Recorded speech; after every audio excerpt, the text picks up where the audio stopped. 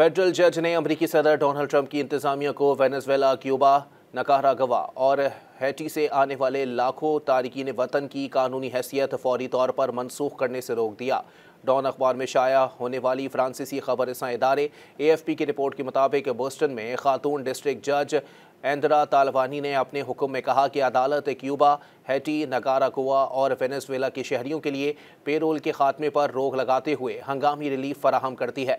Trump इंतजामिया ने immigration कानून की गलत तशरीह पर अमल किया है, जिसके तहत गैर कानूनी तौर पर अमरीका में दाखिल होने वाले गैर मुल्की शहरियों को फौरी तौर पर हटाया गया, लेकिन इन लोगों पर नहीं जो लोग मुल्क में रहने के मिजाज हैं। इनमें पेरोल प्रोग्राम के जरिए आने वाले अफराद शामिल हैं।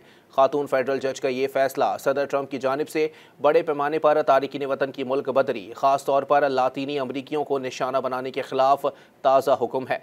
मार्च में अमरीकी इंतजामिया ने ऐलान किया था कि वो क्यूबा, हैटी, निकारागुआ और वेनेजुएला के तकरीबन 5,32,000 शहरियों की कानूनी हैसियत ख़त्म करने का फैसला कर रही है, जो अक्टूबर 2022 में साबिक सदर जो बाइडन की जानिब से शुरू किए गए पेरोल प्रोग्राम के तहत अमरीका आए थे।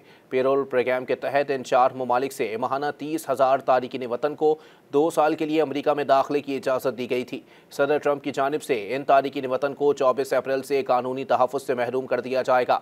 सदर ट्रंप ने अपनी इंतखाबी मुहिम के दौरान दूसरी बार इक़्तिदार में आकर लाखों गैर कानूनी तारिकीन वतन को मुल्क बदर करने का वादा कर रखा है। मज़ीद न्यूज़ अपडेट्स और डिजिटल स्टोरीज के लिए सब्सक्राइब करें डॉन न्यूज़ पाकिस्तान।